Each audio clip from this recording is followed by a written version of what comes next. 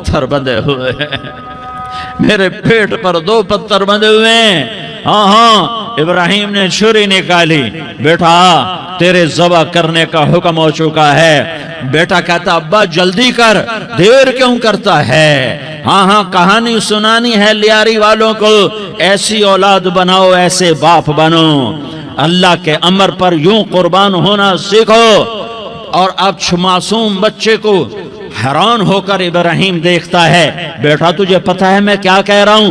کہاں پتہ ہے، آپ کہہ رہے ہیں میں ذبح کروں گا تو میں مر جاؤں گا، میں مر جاؤں گا تو مجھے آپ کی جگہ اللہ ملے گا، اللہ آپ سے بہتر ہے، مجھے دنیا کی جگہ جنت ملے گی، جنت دنیا سے بہتر ہے۔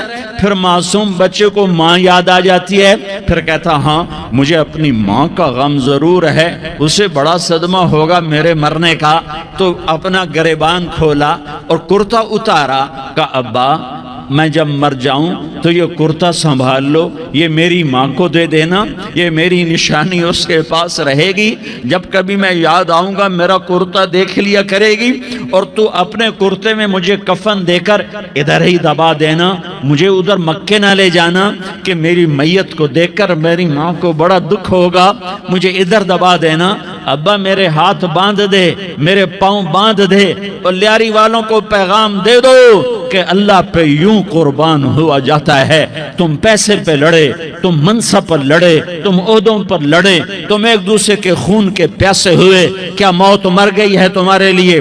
کیا آخرت کو آگ لگ گئی ہے؟ کیا جنت کو آگ لگ گئی ہے؟ کیا جہنم کو بجھا دیا گیا ہے؟ کیا طارق جمیل کے لیے قبر کا ٹکڑا مقرر نہیں ہے؟ کیا اس کی جان کے نکلنے کا وقت مقرر نہیں ہے؟ کیا منکر نکیر میرے پاس آنے والے نہیں ہیں، تمہارے پاس آنے والے نہیں ہیں؟ 96 سال کا بوڑھا باپ بیٹے کے ہاتھ باندھ رہا ہے، کسائی کی طرح جسے بکرے کے ہاتھ پاؤں باندھ رہا ہے۔ پھر بیٹے نے کہا ابا مجھے الٹا لٹانا، سیدھا نہ لٹانا، کہیں تیری نظر پڑے اور تیرا ہاتھ کانپ جائے اور حکم ٹوٹ جائے، مجھے الٹا لٹا دے۔ وَطَلَّهُ لِلْجَبِينَ، الٹا لٹایا اور اپنا گوڈا ان کی کمر پہ رکھا اور ایسے ان کے سر کے بال پکڑ کر یوں سر اٹھایا، چھری کو نیچے سے گزارنے کے لیے، ایک ہاتھ میں سر کے بال، ایک ہاتھ میں چھری، گوڈا اس کی کمر پر، اور یوں آسمان کو دیکھا۔ ہائے ہائے،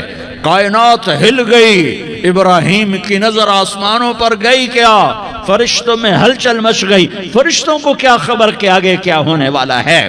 کہنے لگے یا اللہ کیا تو مجھ سے ناراض ہو گیا ہے کہ اسماعیل کی محبت نے میرے دل میں جگہ پکڑ لی ہے؟ یہ لے تیرے نام پہ قربان کرتا ہوں، ناراض نہ ہونا، تجھ پر ہر شے فدا ہے، ہر شے قربان ہے، یہی لا الہ الا اللہ کا مطلب ہے۔ چھری چلائی، جب یہ کہا یا اللہ میں تیرے نام پہ اسماعیل کو قربان کرتا ہوں، 7 آسمان کے فرشتے زارو زار روئے کہ فرشتوں کو نہیں پتا آگے کیا ہونے والا ہے۔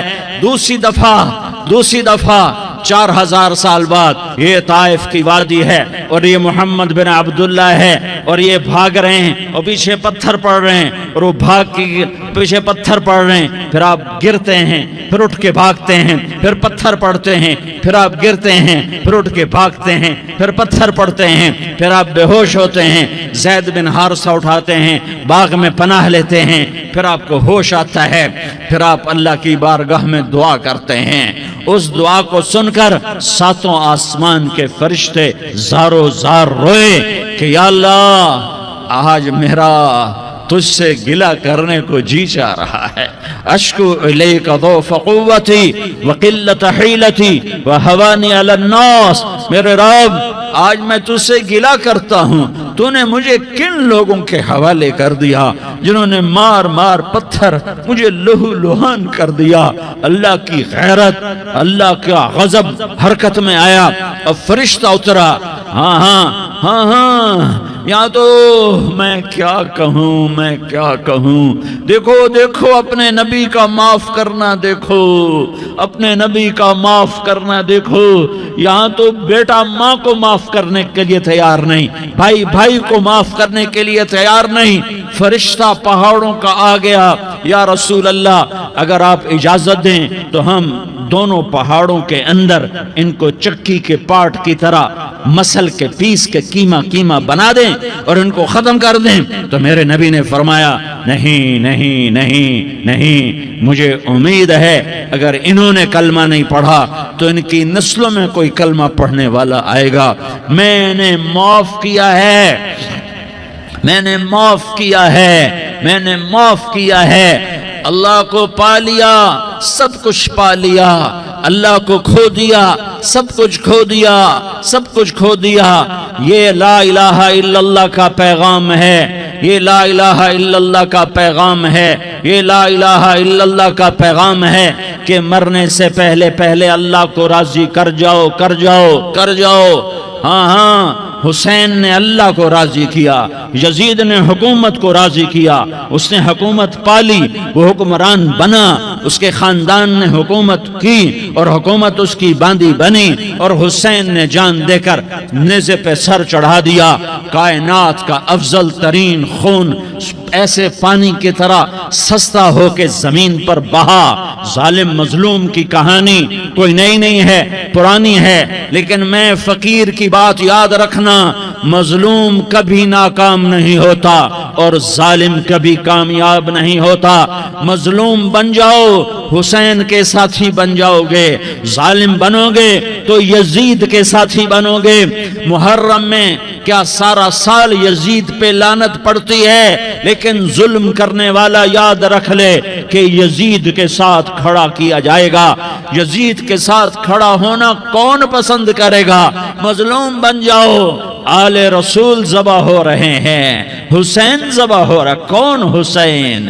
میرے نبی کا لاڈلا حسین۔ کون حسین؟ میرے نبی کا نواسا حسین۔ کون حسین؟ جس کے ہونٹوں پہ بوسے دیے، جس کے ماتھے کو چوما، جس کی آنکھوں کو چوما، جس کے سینے کو چوما، جس کے ہاتھوں کو چوما، جس کو سینے پہ لٹایا۔ ارے میں تمہیں کیا بتاؤں، گھر میں داخل ہوئے اور اپنے ہاتھ زمین پہ ٹکا دیے اور پاؤں بھی زمین پہ، گوڑے بھی زمین پہ ٹکا دیے، اور ایسے اپنی کمر کو بیلنس کر کے دونوں بچوں کو اپنی کمر پہ بٹھایا اور کمرے میں چکر لگا رہے ہیں، اور پھر اوپر منہ کر کے کہہ رہے ہیں تمہاری سواری کیسی ہے بھائی؟ بچوں بولو تمہارا اونٹ کیسا ہے؟ ایسے سواروں میں ایک کو زہر دیا، ایک کو نیزے پہ لٹکا دیا، پر اللہ انہوں نے پا لیا، اللہ کو پا لیا، اللہ کو پا لیا، اللہ کو پا لیا، اللہ کو پا لیا تو سب کچھ پا لیا۔